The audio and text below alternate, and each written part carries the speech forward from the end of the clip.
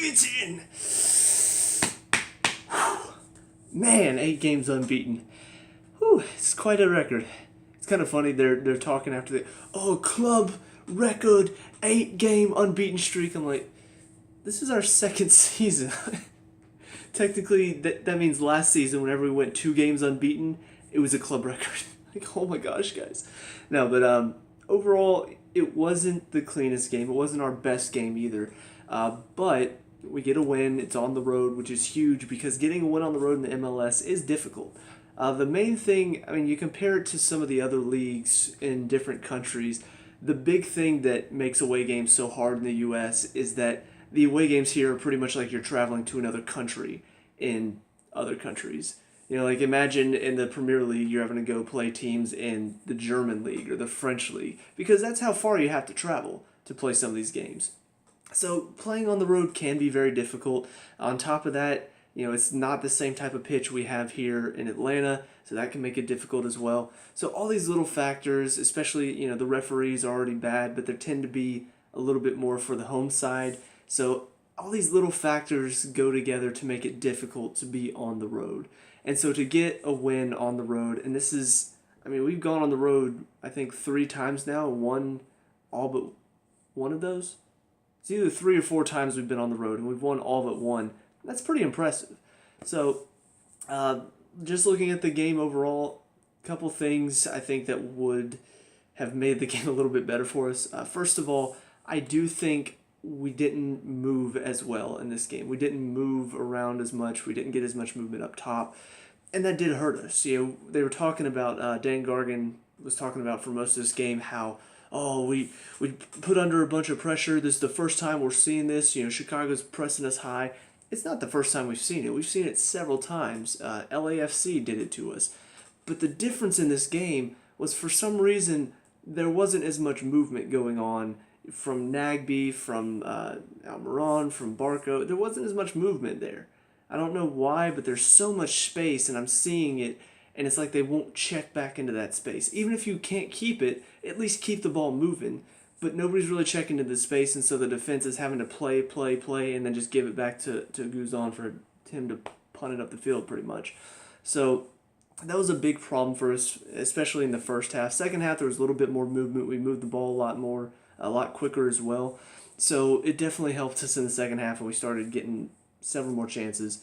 But as far as the goals are concerned, you know, both of them well worked. I thought the first one probably the best as far as overall play. Second one was a great little interchange right around the 18, but the first one was just well worked into good space, and then as far as like the runs off the ball, you know, Miguel pokes it off the guy, and then Barco runs in.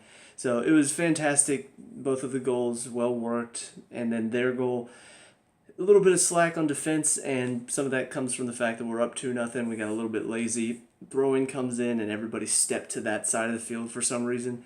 And so whenever it goes over everyone, Greg probably should have done a bit better, but he doesn't really have many other options aside from maybe heading it away and hoping he can beat the guy with speed, which he doesn't have a lot of. But ultimately, the header was a perfect setup for the guy to have a volley. So a little bit unlucky on the clearance, but I do have to question why we weren't better organized to deal with the throw. Why all it took was one header and all of a sudden we're in danger. So as far as individuals are concerned, though, first of all, we're dealing with a little bit of a change just because Chris McCann is out with an injury, which means now we're with a back 3 that's a little bit more shaky. You know, obviously Michael in the middle is a good defender, and we know that.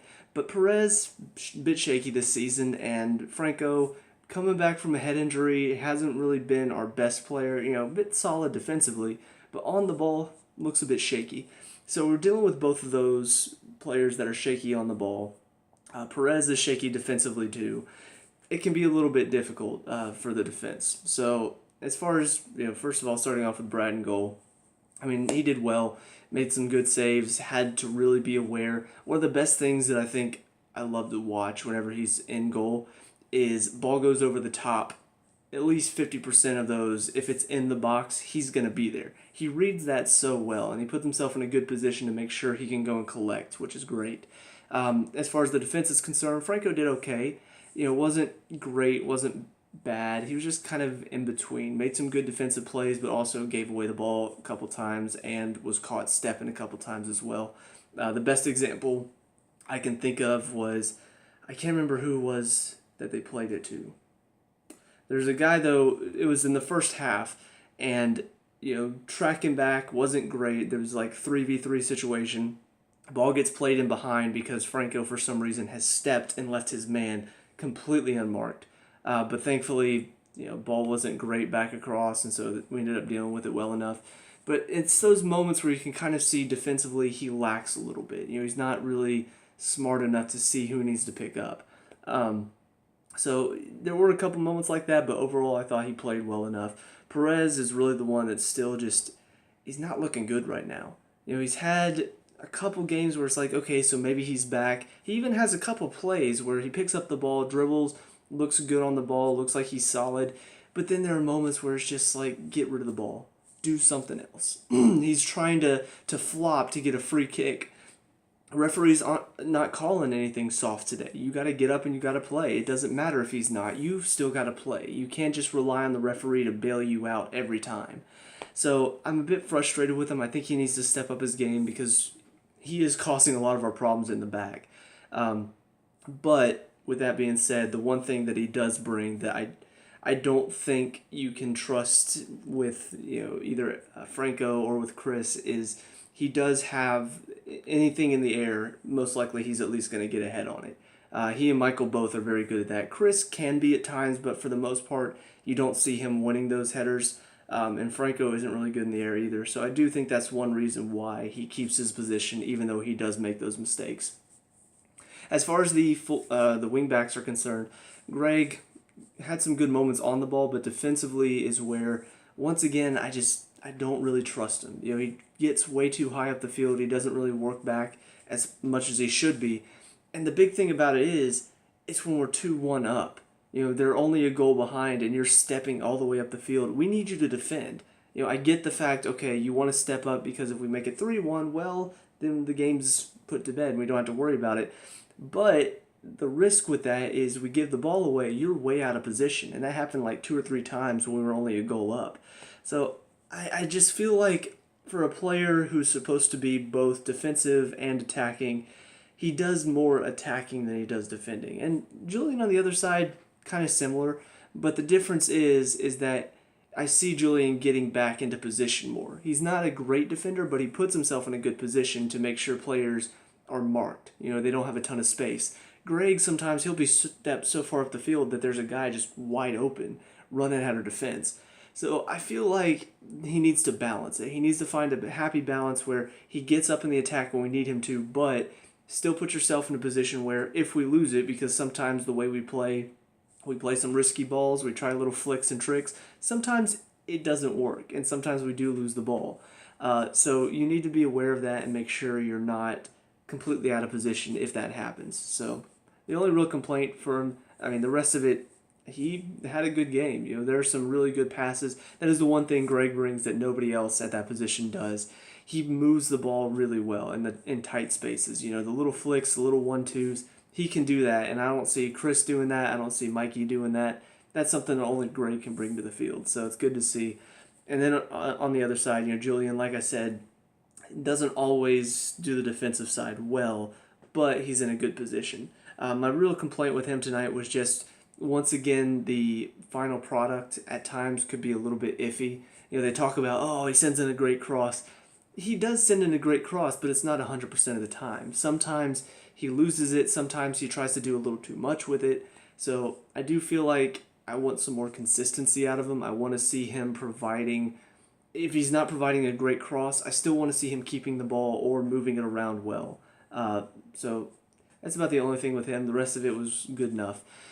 Into the middle, Jeff and Darlington again, really holding down that midfield. The one problem I'm still having, though, kind of coming off of last game as well, Darlington not really doing the defensive side of things. He doesn't track back as much as I've been expecting him to. He did it well beginning of the season, but at some point it's like we switched it, and now he's not really getting back and helping defensively as much. And, it's not the thing that I expect him to do. I obviously expect Jeff to be the more defensive player, but you still do have to defend. You can't just jog back and let guys run at your defense because then you're not helping them out. You should still want to work for the team, even if you are not the defensive midfielder. It's like I said against Montreal. Carlos last season wasn't the defensive midfielder of the two, but he still did his defensive duties. That's what I expect out of Darlington. Now, I expect him to at least work back and put pressure on someone. Even if it's not great pressure, you put yourself in there, they don't have as much time and space to work. It makes it difficult and it causes more bad passes. But if you just jog back and let them have all the time and space to run at the defense, that makes it difficult for our defense and makes it easy for them. So that's my only frustration. Aside from that, Jeff's obviously doing a lot of the defensive work and doing it well. Darlington is providing so much as far as the attacking side of the game is concerned. Quick passes, quick little turns to get out of space. Keeping possession for him is like second nature. So if that one thing got fixed, everything else would be fantastic, and it would just be 100% perfect.